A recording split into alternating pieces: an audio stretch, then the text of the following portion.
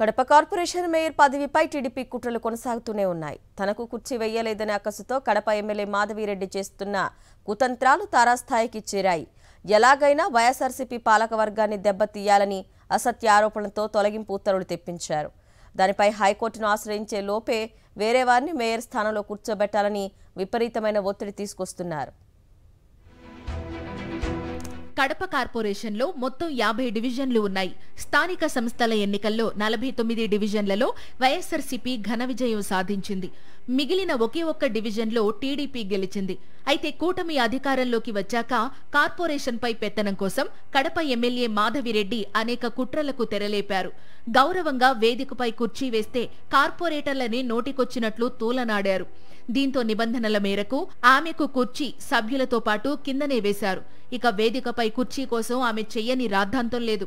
మరోవైపు ఎలాగైనా పాలక వర్గాన్ని కూల్చేయాలని డబ్బులు పెట్టి కార్పొరేటర్ల కొనుగోలు ప్రక్రియ ప్రారంభించారు.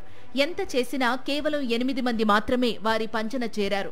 49 మందిలో 8 మంది వెళ్లినా వైఎస్ఆర్సీపీ పాలకవర్గం బలంగా ఉంది.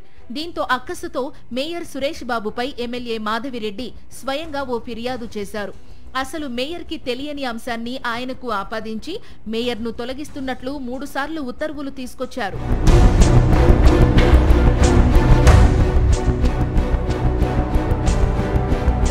గతంలో కోర్టు స్టే ఇవ్వడంతో వారి ఆటలు చెల్లలేదు.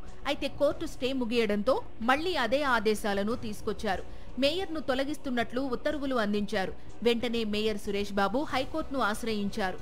ఈలోపే ఎలాగైనా వేరే వ్యక్తిని మేయర్ పీఠంపై కూర్చోబెట్టాలని డిప్యూటీ మేయర్ ముంతాజ్ బేగంపై ఒత్తిడి పెంచారు.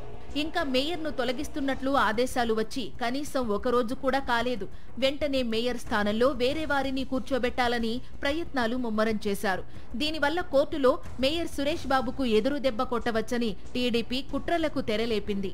ఈ రాష్ట్రంలో ప్రతిపక్షం బట్టగట్టకూడదని, అసలు క్వశ్చన్ చేసే వాళ్ళే ఉండకూడదని కసిబూడినట్టుంది.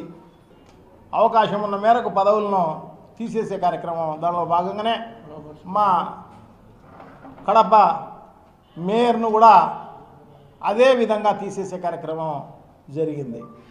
వైఎస్ఆర్సీపీకి చెందిన డిప్యూటీ మేయర్ ముంతాజ్ బేగం మాత్రం టీడీపీ పన్నాగాన్ని పసిగట్టి గట్టిగా వ్యతిరేకించారు. ఇది పార్టీ అంతర్గత వ్యవహారమని, ఎవరు మేయర్ స్థానంలో కూర్చోవాలనేది తామే నిర్ణయించుకుంటామంటూ బ్రేక్ వేశారు. దీంతో టీడీపీ కుయుక్తులకు తాత్కాలికంగా తెరపడింది.